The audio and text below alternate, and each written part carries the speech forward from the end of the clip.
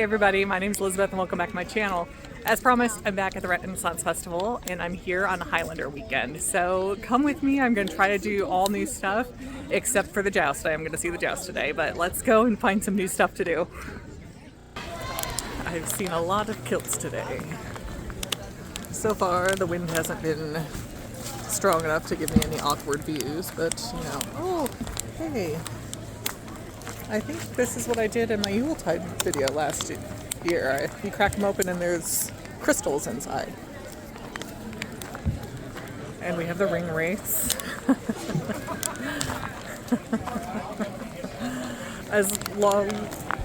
Along with some hobbits and Legolas.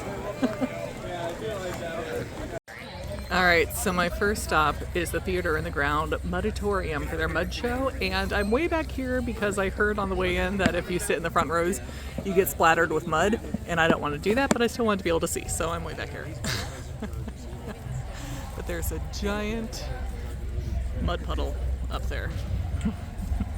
And as you know, every hero deserves a fanfare. So when you hear Hercules introduce himself, we want you to go, dun dun dun! Let's all try it. It is I, Hercules! Dun, dun, dun. Thanks, friends citizens. You know when I go traveling somewhere, I like to hear a little traveling music. So when you hear me shout, traveling music, you'll sing a little song that sounds like this. Dun, dun, dun, dun, dun, dun, dun, dun, dun, dun, dun. Let's all try it. Traveling music.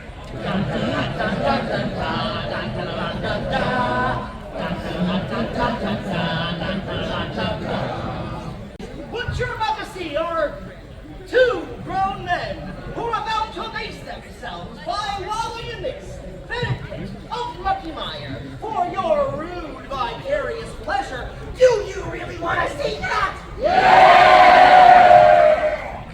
You're all sick. And so you shall. But please remember you this, as strange as it may seem, this really is what we do for a living.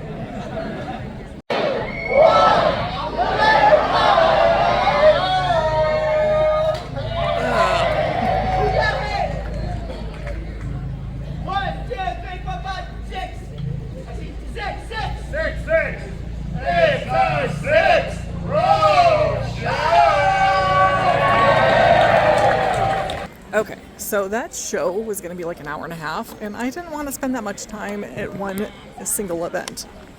So I left. And now I'm on my way to something called the Wheel of Death. And I don't know what that is, but I'm interested to find out.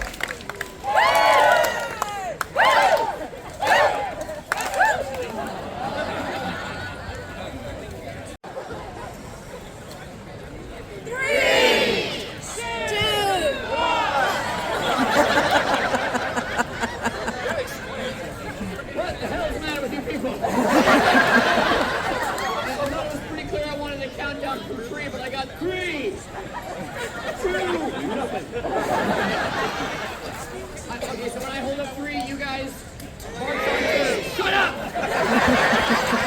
You're not allowed to talk over the mime. Speaking of which, I should be a mime right now. I prefer to be a mime. I don't have to watch my filter saying really rude things to you people. When I'm a mime, okay?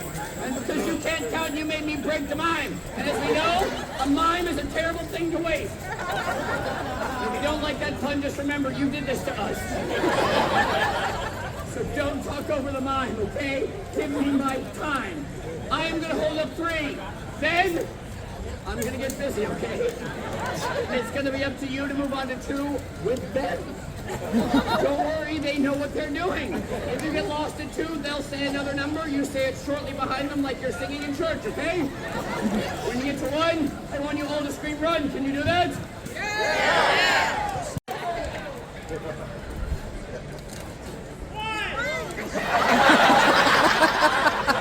Now you're just showing off. Folks, count me down. 3, 2, 1, run!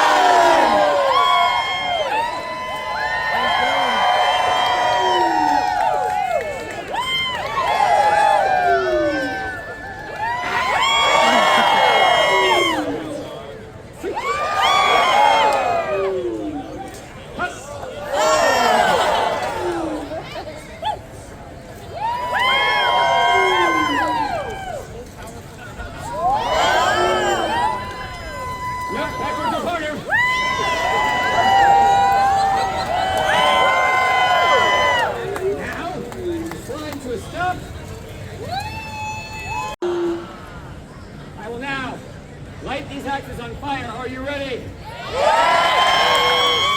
Let me try that one more time. This time you will get loud, because you will now recognize that I not only have ballistic advantage over you, I have 3 opportunities to make you scream.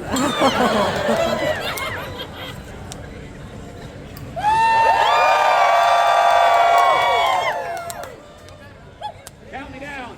3, 2, 1.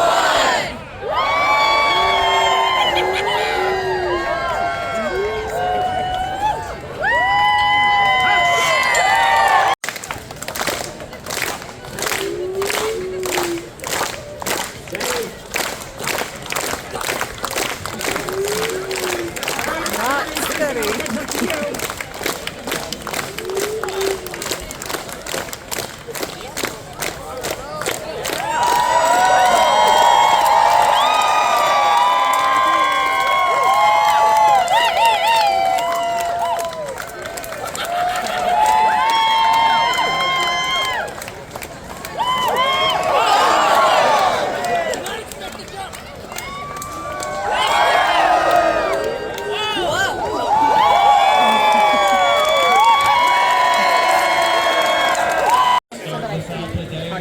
Sir Marcus in the list over here. Let's hear it for him, everybody.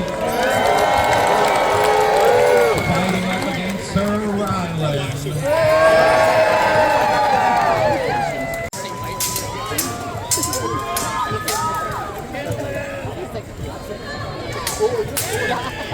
You're like, no, not tonight.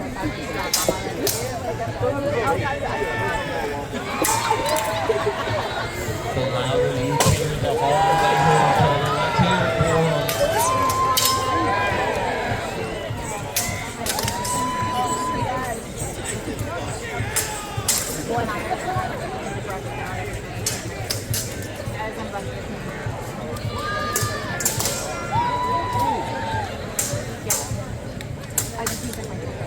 Alex, 20 seconds, fighters. Keep it up. Laura, look ahead. Keep going. Down, look down. Come here. How does it feel for you? 10, 9, 8, 7, 6, 5, 4, Look at me, I'm waving. I'm waving. top 5,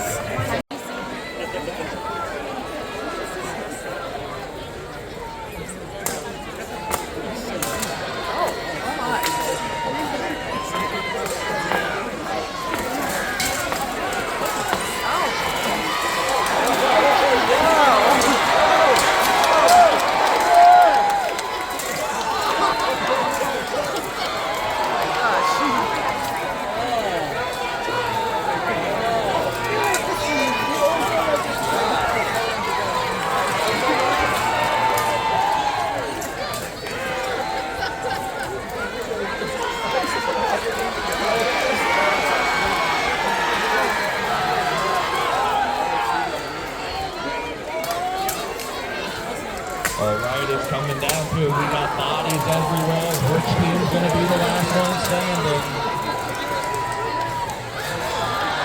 Oh, the red team number 1 blue side with the advantage.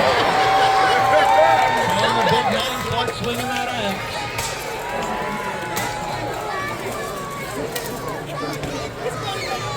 I know. Nobody likes getting hit by a big man with his axe.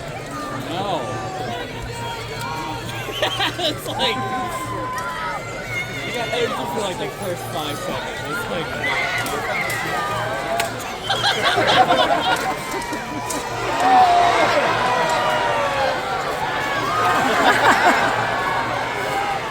Take him down!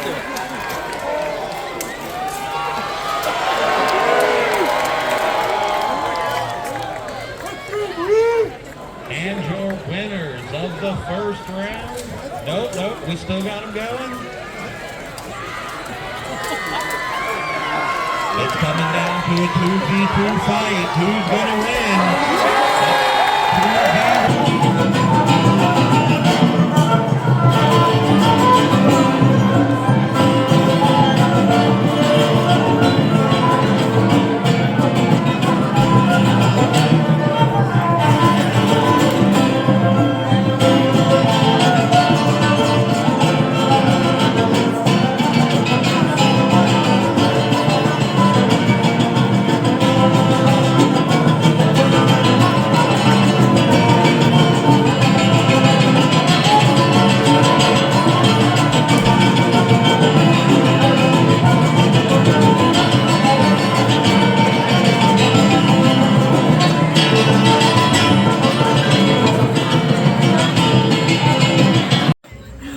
Okay, well, I saw the Wheel of Death.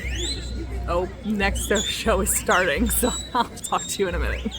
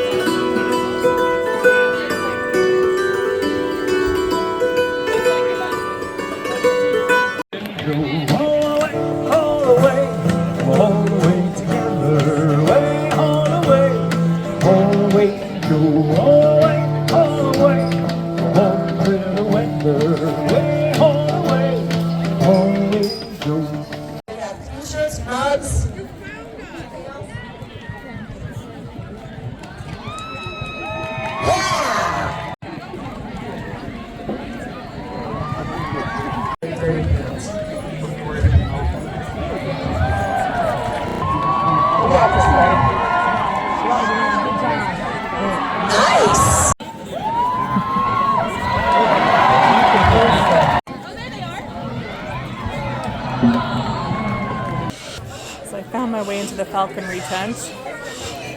they have all their birds here. They're all pretty cool, but I just want this little one to turn around and face me.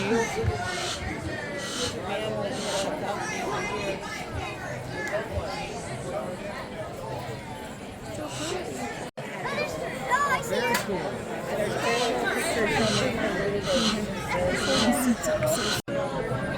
So all those birds I saw flying last time, this is where they stay during the day.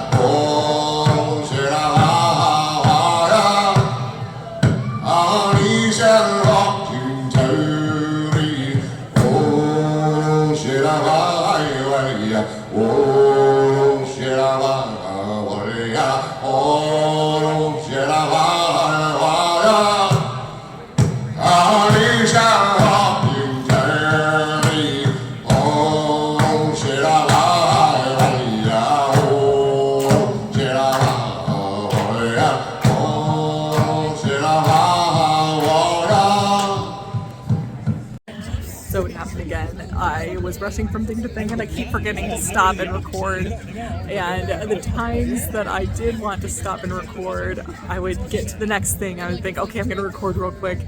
And then they would start the show and I just have to stop.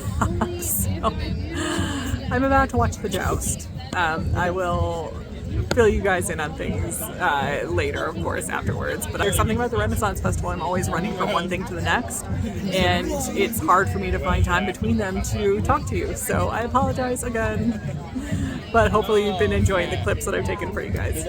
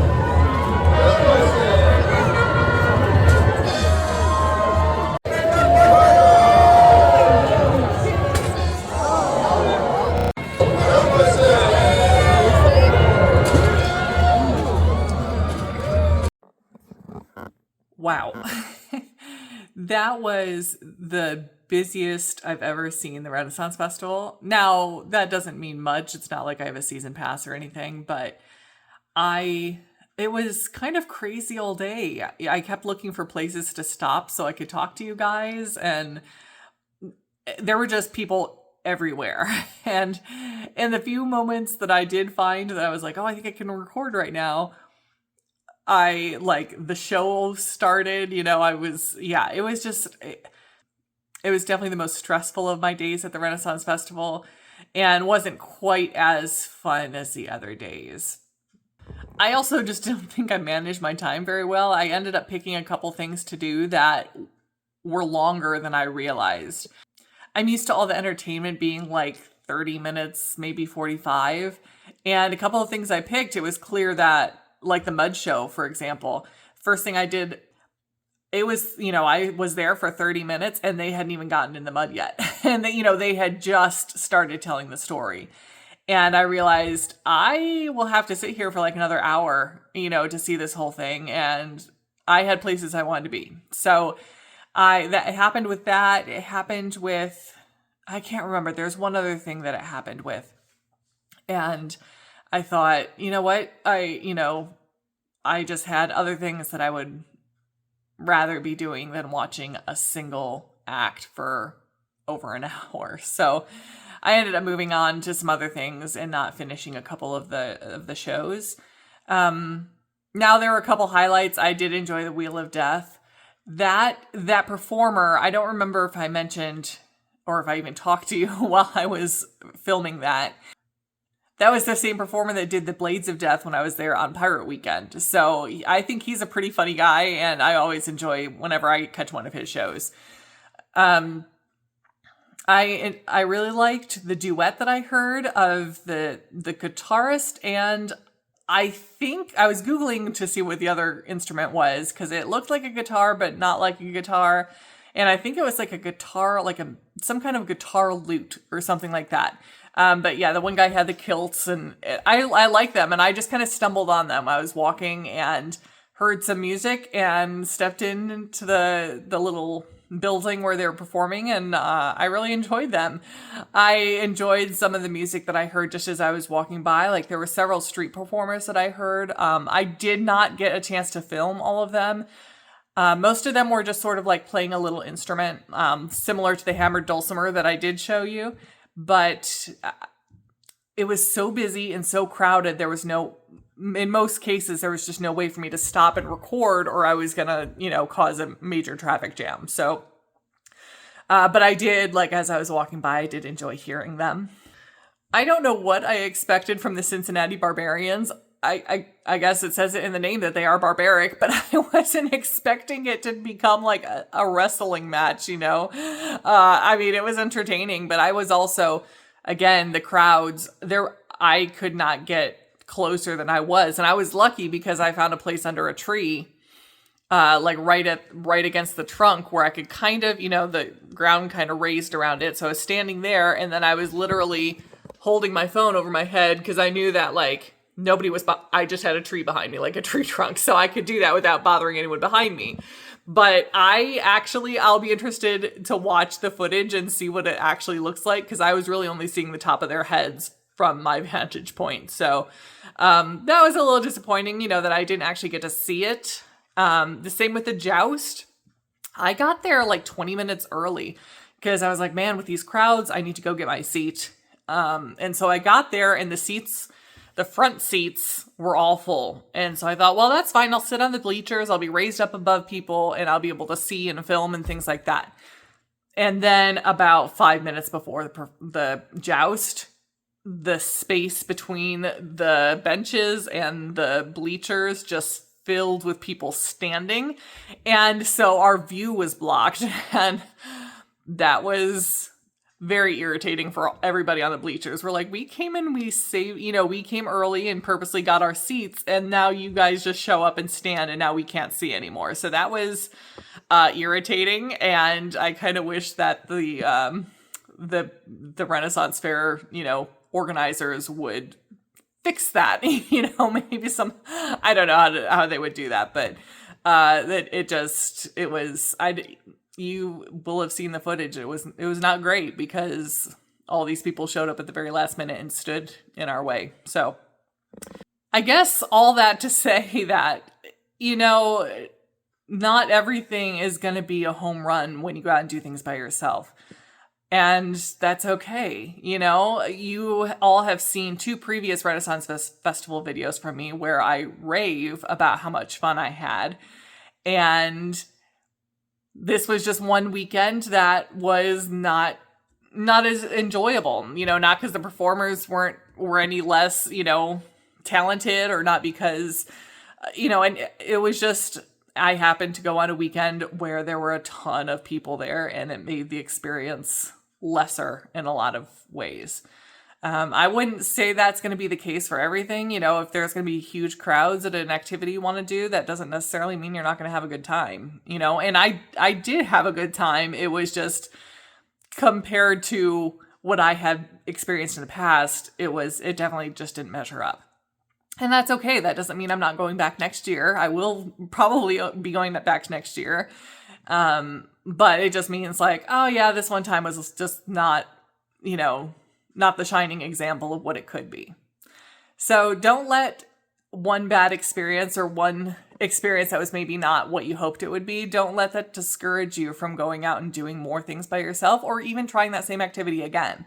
If you were like, man, this would have been great if only, you know, this had been different, maybe try it again. And, you know, like if it's the crowds, maybe try to go at a time when the crowds aren't going to be as bad and see if it is something you really love. Something like that, you know, just don't give up because you have one lesser experience. Well, I hope you guys enjoyed this video. If you did, give it a like and a subscribe, and follow me on Instagram at LeadTheLifeVlog, and I'll see you in the next video. Bye.